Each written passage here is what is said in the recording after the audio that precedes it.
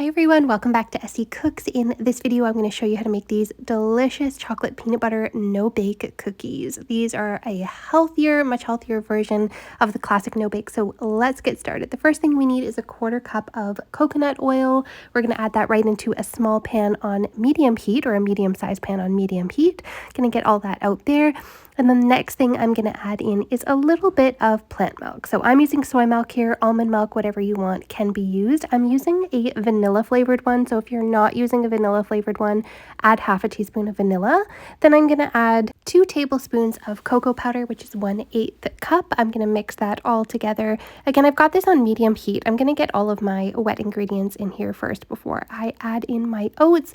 And the next thing I'm going to add is 1/4 cup of all natural peanut butter. It can be smooth, it can be crunchy, it really doesn't matter. I'm using crunchy, so you will get a little bit of that crunchy texture in there, and my dog's gonna lick the peanut butter spoon because she loves peanut butter. Now I'm gonna go back and mix this all together, and I'm gonna be adding in my maple syrup. So I have 1/2 cup of pure maple syrup in there. You could use agave instead, honey, vegan honey, whatever you want, whatever you have. I'm gonna give that a really good whisk. I should have been just using the whisk this whole time because it's a little bit easier to mix these ingredients together.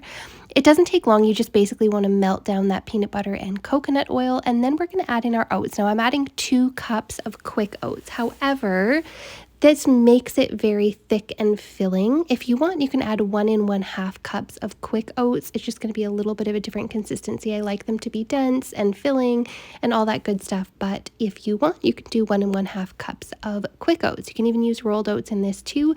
I'm just going to cook these for a minute or two until it's all heated through and just kind of thickened up. Basically, it doesn't take long. It's just heating up the oats just kind of helps to enhance that beautiful, delicious, nutty flavor, toast them up a little bit.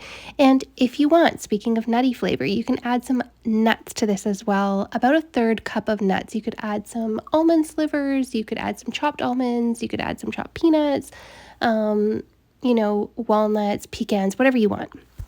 That's optional. I've added almonds in here and walnuts in here before, and it's so good. Just nice, filling, and nutritious treat, dessert, snack, whatever you want. So now that I've cooked it, you don't want to let it sit in the pan for too long because we don't want it to burn. And I'm going to just transfer that over into a nice mixing bowl. And then I have a baking sheet here. Anything will work. I'm going to make my cookies using a 1/4 cup scoop.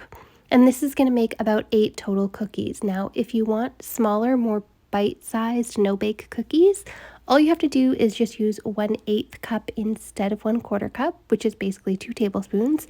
You don't have to measure them out if you don't want to. It just ensures that your cookies are all going to be the same size. You can just drop them right onto the pan. You can shape them as you like. It doesn't really matter because they're going to be delicious in the end. And these are actually coming together really fast and easy. There's hardly any time stirring them on the stove at all. I'm shaping up all these little cookies, and you can see they're pretty soft and they could fall apart, which is why we're going to refrigerate them.